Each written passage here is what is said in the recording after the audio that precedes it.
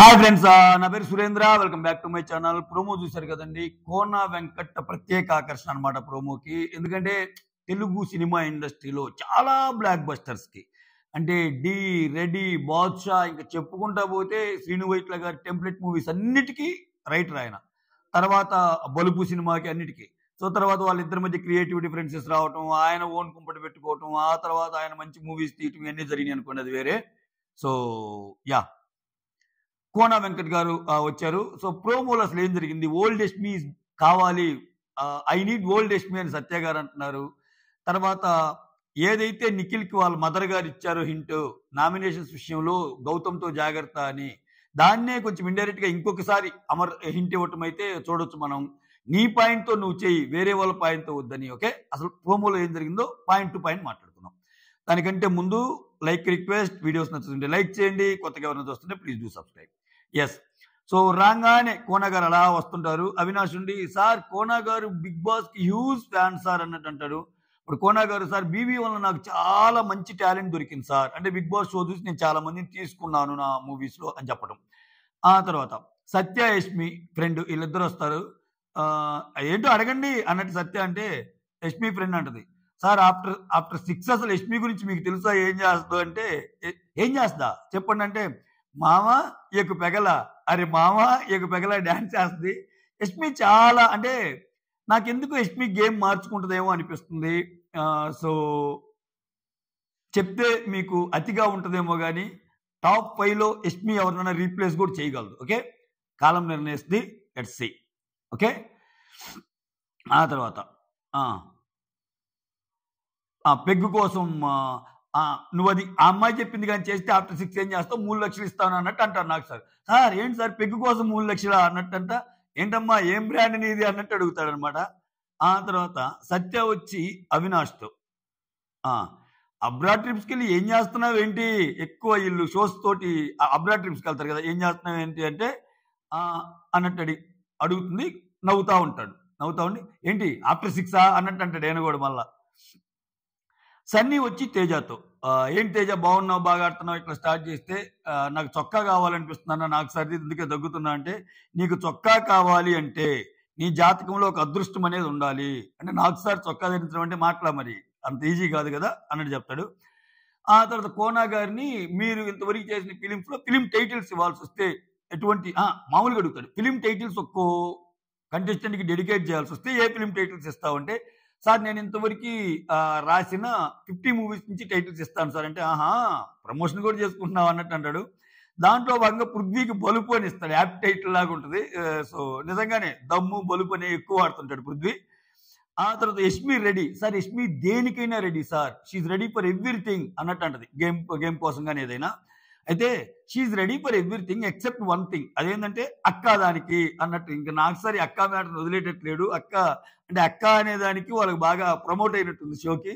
So మామూలుగా కాదు అసలు, అంత పెద్ద ఇష్యూ అయిపోయాక డీజీ తిల్లు సాంగ్ వేసినప్పుడే అనుకున్నా ఈ విషయంలో పెద్దగా తప్పేం చేయలేదు, గౌతమ్ తప్పు పట్టరేమో అని.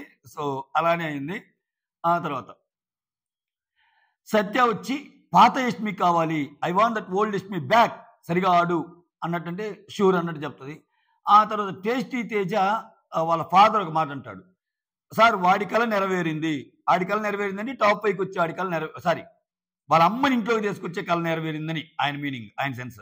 బట్ వాళ్ళ అమ్మ కళ నెరవేర్చాలి, వాళ్ళ అమ్మ ఏంటి టాప్ 5లో ఉండాలి అంటది. సో టాప్ 5 లేకపోతే విన్నరా లేకపోతే అది కూడా తెలియాలి. ప్రస్తుతానికి అయితే మొన్న వచ్చినప్పుడు ఎక్కువ మాటలు, నువ్వు టాప్ 5లో ఉండాలి నాన్న, నువ్వు టాప్ 5లో ఉండాలి, మనకి తెలిసిన వాళ్ళందరూ ఫోన్ చేస్తున్నారు, మీ అబ్బాయి ఖచ్చితంగా ఉంటాడని, బాగా ఆడుతున్నాడని ఇట్లా చెప్తుంది కదా ఇలా. ఆ తర్వాత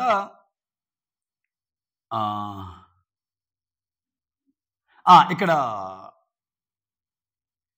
అమర్ వస్తాడు. అమర్ వచ్చి, నిక్కీ నీకు ఏమనిపించిందో ఆ పాయింట్ మీద నామినేట్ చెయ్యి, ఓకే, వస్తే కప్పుతోనే రా అన్నట్టు అంటున్నారనమాట. ఇంక ఇది కామన్ డైలాగే, వస్తే కప్పుతో రా అనేది. ఇట్లా గౌతమ్ మదర్ వచ్చినప్పుడు అంది, ప్రేరణ మదర్ వచ్చినప్పుడు కప్పు కొట్టాలి మళ్ళా రావాలంది.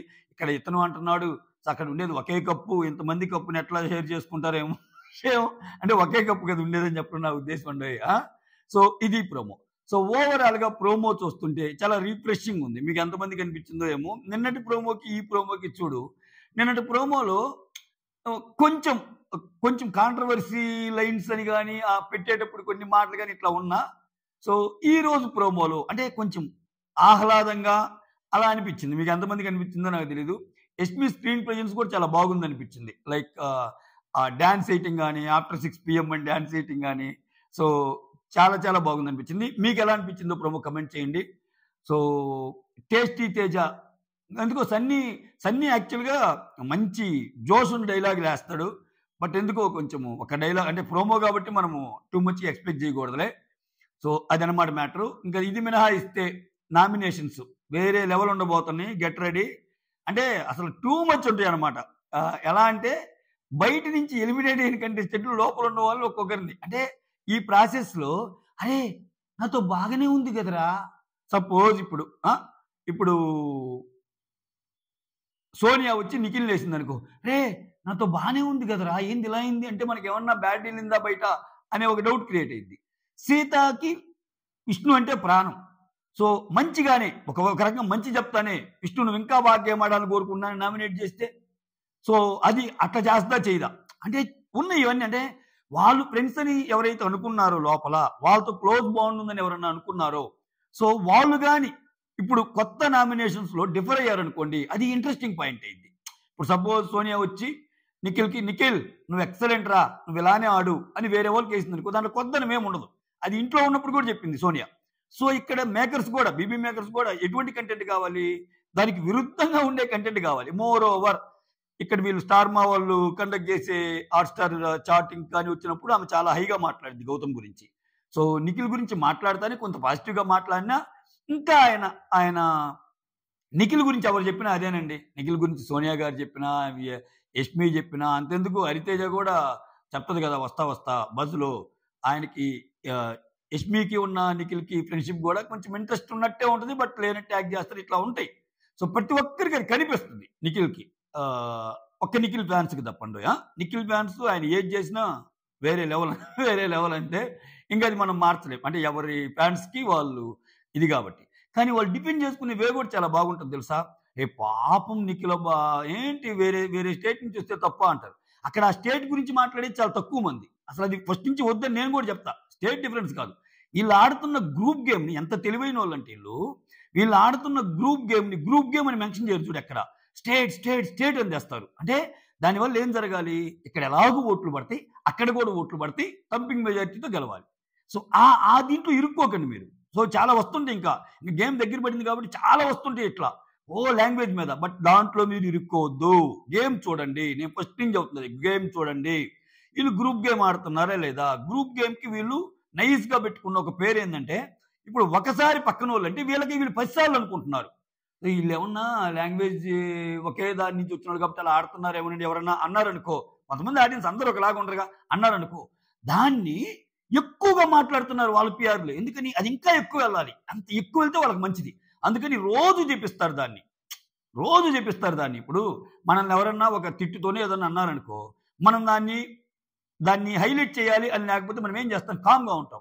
ఎందుకురా నాయనా వాడన్నది మనలో నెగటివిటీని మనం ఎందుకు దాన్ని పెంచుకోవటం అని. కానీ ఈళ్ళు దాన్నే పెంచి పాపం నిఖిల్ అంటే వేరే చోట నుంచి వస్తే గెలవకూడదా? ఇట్లా. దీనివల్ల ఏమైద్దంటే అసలు ఆయన ఆట తీరుని చూసేదానికంటే అసలు బిగ్ బాస్ చూడనోడు కూడా ఓయమ్మ ఏంది నిజంగా అటువంటి పార్షియాలిటీ చూపిస్తున్నారా? మనమంతా ఒకటే గదా! మనమంతా ఇది గదా! మనమంతా అది గదా! అని ఏసేవాళ్ళు కూడా ఉంటారు. బట్ యాక్చువల్‌గా జరుగుతుంది ఎక్కడ? నువ్వు అసెస్ చేయాల్సిందేంటి ఈ గేమ్‌ని. ఆయన గేమ్ ఎలా ఉంది? ఆయన గేమ్ సేఫ్ గేమా కాదా? ఆయన సిట్యుయేషన్‌కి తగ్గట్టు మారుతున్నాడా లేదా? యాక్చువల్ ఒరిజినల్ నిఖిల్‌ని మనం చూసామా? ఫేజెస్ వైస్ ఆయన మారాడా లేదా? ఇయన్నీ చూడటం లేదా మనం. వీటిని బట్టి గేమ్‌ని జడ్జ్ చేయాలి కదా! అంటా నేను. సో అది నామినేషన్స్ అయితే మాత్రం చాలా అంటే ఇదొక ఇంట్రెస్టింగ్ ఫ్యాక్టర్ నేను చూస్తున్నా. సోనియా ఒకవేళ నిఖిల్‌నేస్తే ఖచ్చితంగా అది talk of the Bigg Boss అయిద్ది. సో ఇంత మంచిగా ఉన్న సోనియా ఎందుకేసిందనేటప్పుడు ఏ పాయింట్ చెప్తది ఏంటి అనేది. ఆ నామినేషన్స్‌కి ఒక ఊపొస్తది. ఆ తర్వాత మణికంఠ ఎవరినేస్తాడు? మణికంఠ అసల మామూలుగా ఉండదు ఆయన వ్యవహారం. ఆయన నేను చాలా సార్లు చెప్పాను. Manikanta is the most genius person. కాకపోతే ఆయన గ్రీన్ చిప్, రెడ్ చిప్‌లో కొంతవరకు రెడ్ చిప్ వేసుకొని ఆడాడు. గ్రీన్ చిప్ వేసుకొని ఆడితే ఎవ్వడు పనికిరాడు. మొత్తం స్మాష్ అయిపోద్ది హౌస్ అంతా. సీరియస్‌లీ నేనప్పుడు ఆయన థాట్ ప్రాసెస్‌ని విభేదించే టైంలో కూడా ఆయన పొగిడిన సందర్భాలు బోలెడున్నాయి. ఎందుకంటే ఆయన గేమ్ అలా ఉంటది. సో చాలా తెలివైనోడు. కాకపోతే ఏందంటే ఆయన చెప్పేదొకటి, బయటకి చేసిందొకటి. ఫస్ట్‌లోనేమో మాకు చాలా పెద్ద గొడవలు ఉన్నాయి ఇంట్లో అని చెప్పడం. బయటకొచ్చాక ఎవరు చెప్పారండి? నేనేమో అవి బానే మాట్లాడుకున్నాం అంటాం. ఇట్లా ఇవన్నీ జనాలకి కొంచెం గజిబిజి చేసినియి. సో, సో మణికంఠ ఎవరినేస్తది, సీత ఎవరినేస్తది, సోనియా ఎవరినేస్తది, విజయ్ ఆయన పేరేం పేరు 'ఆర్‌జే శేఖర్ భాష' ఆయన ఎవరినేస్తాడు, అభయ్ ఎవరినేస్తాడు. అబ్బో! ఓ కొల్లాలులే అసల. అసలు ఫస్ట్ ఆఫ్ ఆల్ ఈ నామినేషన్ ప్రాసెస్ ఇట్సెల్ఫే ఒక పెద్ద డిఫరెంట్ హ్యూజ్ డిఫరెన్స్‌ని క్రియేట్ చేసే ఒక ప్రక్రియ ఇది ఈ వీక్. ఎందుకంటే ఇన్ని సీజన్స్‌లో ఎప్పుడు జరగల. చూద్దాం ఎలా ఎళ్తదో. That's all. Thank you so much. Signing off మీ సురేంద్ర.